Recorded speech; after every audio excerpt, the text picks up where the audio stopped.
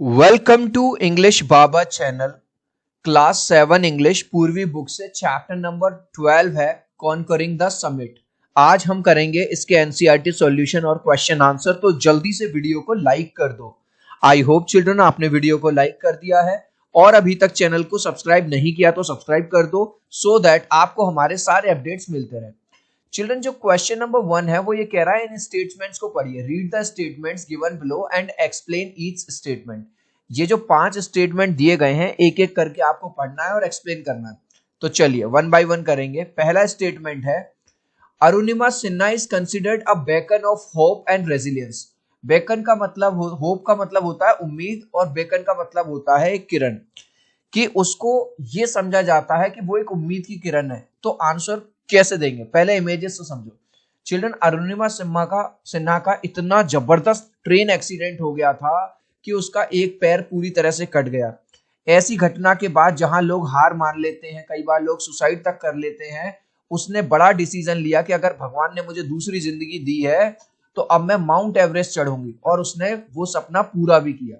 तो इसी वजह से उसको कंसिडर किया जाता है as a beacon of hope. तो आंसर में लिखेंगे पूरा क्वेश्चन से, Arunima Sinha is considered a beacon of hope and resilience. पूरा क्वेश्चन से लिखा इतना, because even after losing a leg in train accident, क्योंकि ट्रेन एक्सीडेंट में एक पैर खोने के बाद भी शी क्लाइंब माउंट एवरेस्ट, और वो माउंट एवरेस्ट पे चढ़ने वाली प्रोस्थेटिक लेग के साथ पहली इंडियन फीमेल बन गई। Next, Arunima decided to climb Mount Everest despite losing her leg. देखो, एक पैर खोने के बाद भी उसने माउंट एवरेस्ट पे चढ़ने का डिसाइड किया। इससे हमें क्या पता चलता है? ये पता चलता है कि उसके अंदर अभी भी उम्मीद बाकी थी। उसने कोई डिसीजन जो ले लिया वो उसको पूरा करना ही था, है ना। तो प्रोस्थेटिक लेग मतलब एक नकली पैर लगा के भी उसने क्या किया, माउंट एवरेस्ट पे फतेह की। आंसर लगेंगे even after losing a leg in train accident she did not lose hope. Train accident में एक पैर खोने के बाद भी उसने उम्मीद नहीं छोड़ी and decided to climb Mount Everest, और उसने डिसाइड किया कि वो माउंट एवरेस्ट को क्लाइंब करेगी। Bachendri Pal's guidance was crucial in Arunima's journey to the summit of Mount Everest.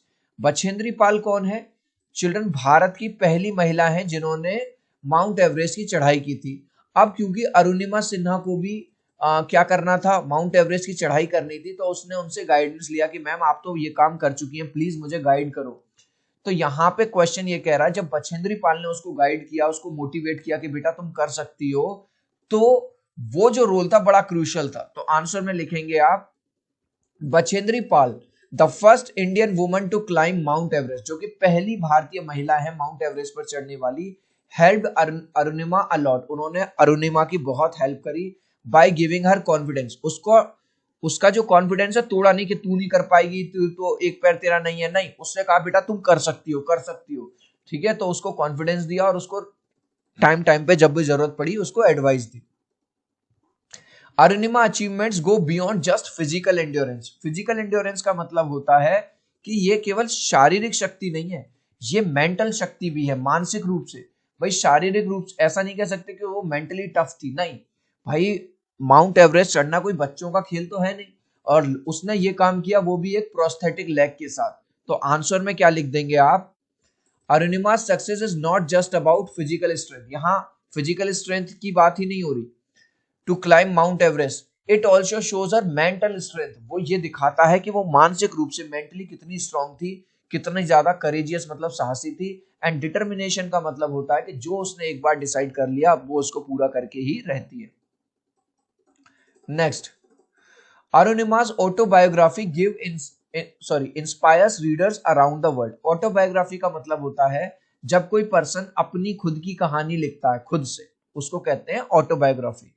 तो उनकी ऑटोबायोग्राफी में उन्होंने बताया कि कहाँ उनका जन्म हुआ, कैसे उनका ट्रेन एक्सीडेंट हुआ, उनका एक लेग काटना पड़ गया, ठीक है, कट गया, फिर वो प्रोस्थेटिक लेग लगा, और कैसे उन्होंने।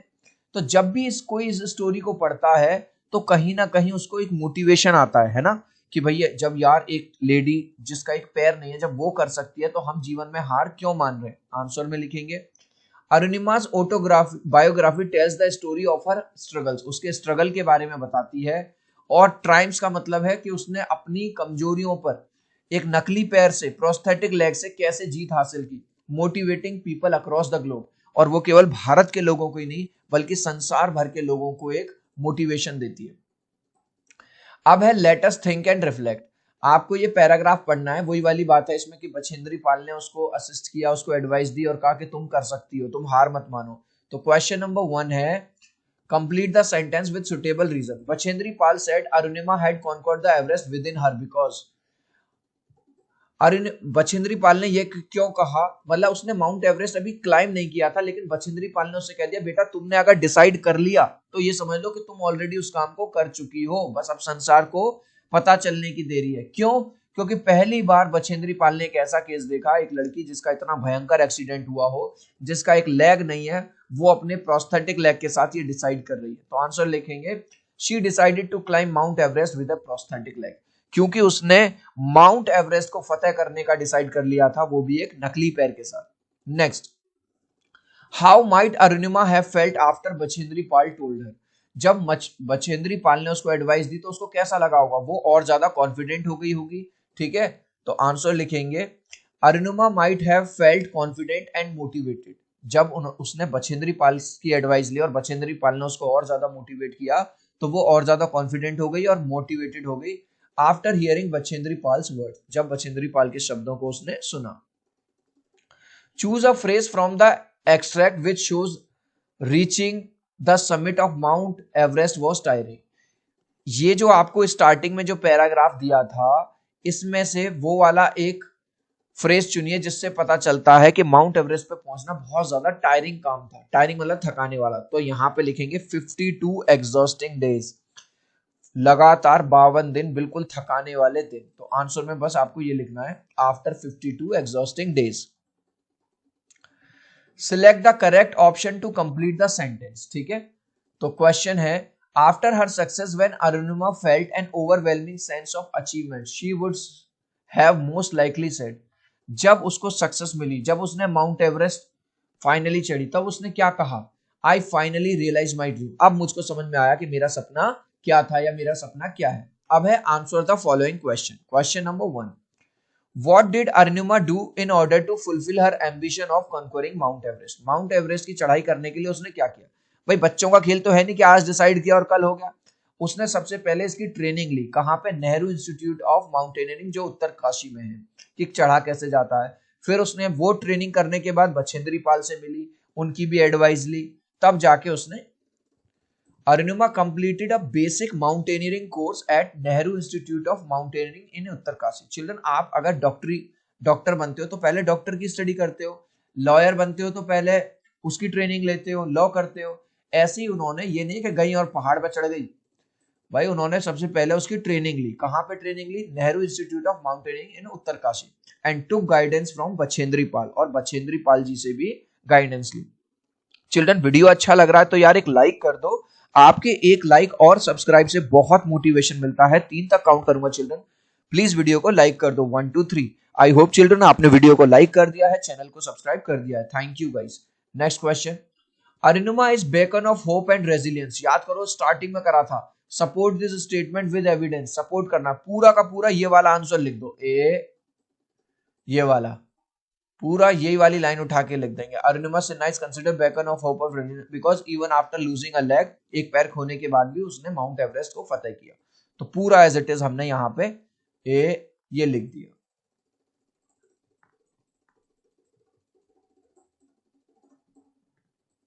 ये देखिए, Arunima Sinha is considered a beacon of hope and resilience because even after losing a, पूरा का पूरा सेम टू सेम हमने वही उतार दिया। अरुणिमा's autobiography is titled Born Again on the Mountain।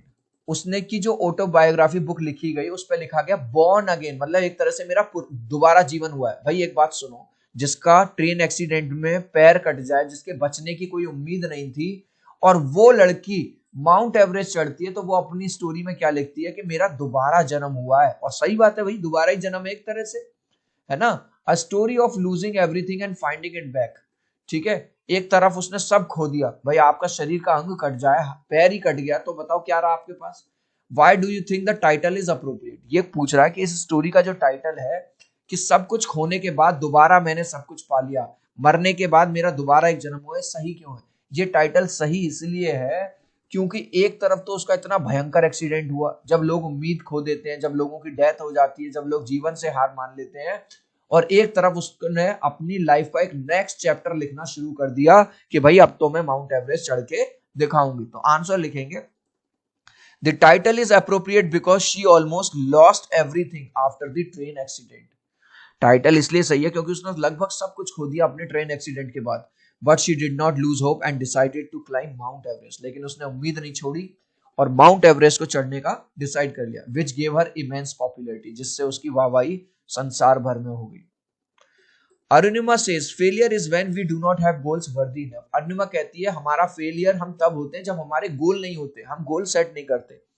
What would be the most likely impact of this statement on readers? Readers के मन पे इस स्टेटमेंट का क्या प्रभाव पड़ेगा? तो चिल्ड्रन, जो भी रीडर, चाहे मैं हूं, आप हो या और कोई हो, जो अरुणिमा का ये स्टेटमेंट सुनेगा, उसकी कहानी सुनेगा, वो क्या होगा, उसमें कहीं ना कहीं मोटिवेशन आ जाएगा कि अब वो कर सकती है तो भाई हम भी कर सकते हैं। आंसर लिखेंगे whosoever read this statement, जो भी इस स्टेटमेंट को पढ़ता है, will be motivated to do even better in life, वो मोटिवेट हो जाएगा लाइफ में और बेहतर करने के लिए। अब ये कह रहा है लेट अस लर्न। आपको ये 1 2 3 4 5 ये स्टेटमेंट दिए गए हैं, अंडरलाइन फ्रेज दिए गए हैं, ठीक है, ये वाले। अब आपको इनसे मैच करना है। जैसे क्वेश्चन नंबर 1 देखो, Nisha was relieved when the final match was over after several exhausting days. अब देखो एग्जॉस्टिंग मतलब बहुत ज्यादा थकाने वाले, इसको आप किससे मिलाओगे? देखो यहाँ पे इससे मिलाएंगे नंबर 3 से। सर कैसे मिलाया आपने? नंबर 1 को हम मिलाएंगे नंबर 3 से, क्योंकि इसके अंदर आ रहा है टायरिंग एंड डिमांडिंग, थकाने वाली। नंबर 2 देखो, डेस्पाइट सेवरल फेलियर्स हर हार्टफुल अटेम्प्ट्स। हार्टफुल अटेम्प्ट्स का मतलब है पूरी जोर आजमाइश करना, पूरी कोशिश करना, यानी कि जेन्युइन सिंसियर एफर्ट्स। नंबर 2 को हम किससे मिलाएंगे? नंबर 1 से। Moving to a new city was life altering event, यानी कि लाइफ को चेंज करने वाली इवेंट। तो यहां पे है ये रहा नंबर 4। 3 को मिलाएंगे नंबर 4 से कैसे? एन इंसिडेंट और experience that significantly changes a persons life. ठीक है, तो यहां मैंने इसके आंसर लिख दिए हैं। फर्स्ट का है, सेकंड स्ट्रेंथ ऑफ माइंड है मेंटल फोर्टिट्यूड, थर्ड है periods of time filled with exhausting days, an incident experience that slightly changes person life altering event, source of inspiration of encouragement मतलब beacon of hope। ठीक है, कर लीजिए। अब ये कह रहा है इस टेबल में यहाँ पे नाउन है, यहाँ एडजेक्टिव है, यहाँ वर्ब है और यहाँ एडवर्ब है। पहला इन्होंने हमारे लिए करके दिया है कि डिटर्मिनेशन का एडजेक्टिव हो गया डिटरमिन्ड, वर्ब हो गया डिटरमिन और एडवर्ब हो गया डिटरमिनली। अब आपको नाउन का एडजेक्टिव बताना है, इसका वर्ब बताना है, तो इस तरह से हमें फिल करना है। तो आंसर में देखो, जो रिलीफ है, रिलीफ का एडजेक्टिव होगा रिलीव्ड और वर्ब होगा रिलीव। ठीक है, इंस्पायरिंग का जो नाउन होगा वो होगा इंस्पिरेशन और एडवर्ब होगा इंस्पायरिंगली। रेजिस्टेंस का जो एडजेक्टिव होगा रेजिस्टेंट और वर्ब होगा रेजिस्ट। सक्सेस का जो वर्ब होगा वो होगा सक्सीड और एडवर्ब होगा सक्सेसफुली।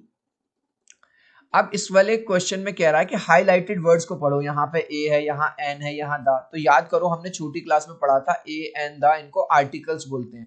ठीक है, अब इसने हमें एक एक्सरसाइज दी है, we plan dash adventurous trip. अब adventurous A E I O U आ रहा है, तो यहाँ पे क्या भर देंगे? An adventurous trip to a remote island. ठीक है, अब द आइलैंड वॉज, अब यहाँ पे द क्यों लगाया हमने? क्योंकि ऑलरेडी आइलैंड की यहाँ बात होगी, तो डेफिनेट आर्टिकल लगेगा द। समझ में आया? The island was known for its beautiful landscape and diverse wild life. अब ये कह रहा है कि जहां पे कोई आर्टिकल नहीं लगेगा ए एन या द, वहां एक्स लिखना है, तो यहाँ पे एक्स लिख देंगे। इस तरह से ये हमने आपके लिए पूरी तरह से फिल कर दिया है। पहले में एन, दूसरे में ए, थर्ड में द, फोर्थ में कुछ नहीं आएगा, एक्स लगा दीजिए, फिफ्थ में द फर्स्ट डे, फिर the islands, the guide, the thick, a hidden waterfall, the evening, a campfire, the meal जो खाना बनाया, the experience जो experience मिला, a connection और फिर लास्ट में कुछ नहीं यानी X।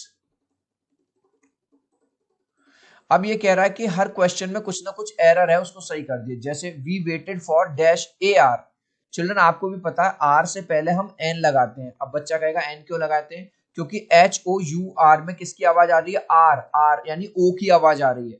ठीक है, तो यहाँ पे ए की जगह एन हो जाएगा। The guide insisted an uniform, an uniform नहीं होता, अ यूनिफॉर्म होता। अब बच्चा कहेगा सर यहाँ तो यू आ रहा है, लेकिन आवाज आ रही है वाई की, तो इसलिए हम यहाँ पे ए करेंगे। Mount K2 is a second highest. अब देखो सुपरलेटिव डिग्री में के साथ हम क्या लगाते हैं, द लगाते हैं, आपको याद होगा। तो पहले में हमने क्या लगाया, पहले में इन्होंने ए दे रखा था, ये गलती है, इसकी जगह एन। दूसरे में इन्होंने गलती दे रखी थी एन, इसकी जगह आएगा यूनिफॉर्म में ए। थर्ड में इन्होंने ए दे रखा था, यहां हाईएस्ट दिया है, सुपरलेटिव में द लगाते हैं, इसमें द लगेगा। इन्होंने गंगा से पहले ए, जो भी चीजें यूनिवर्स में एक हैं, जैसे द गंगा, द सन, ठीक है, वो उसके लिए हम द लगाएंगे, तो द आ जाएगा यहां। Challenges are faced with courage and determination, a brave नहीं, बाय द ब्रेव, ठीक है, ब्रेव लोगों के द्वारा। नॉर्थ स्टार एक अकेला स्टार है, ठीक है, तो इसमें द लगाएंगे। लास्ट क्वेश्चन का आंसर आप मुझे दोगे कमेंट सेक्शन में, देखूंगा कितने बच्चे राइट आंसर देंगे। Arunima had a dash accident, Arunima का कौन सा एक्सीडेंट हो गया था, ट्रेन एक्सीडेंट, बस एक्सीडेंट या कार एक्सीडेंट। आप चाहो तो अपने आंसर में कमेंट में ए बी या सी लिख देना, मैं समझ जाऊंगा। सो आई होप मेरा ये वीडियो आपको बहुत अच्छा लगा होगा। प्लीज वीडियो को लाइक कर देना, चैनल को सब्सक्राइब कर देना। अब हम मिलते हैं अगले वीडियो में, बाय बाय।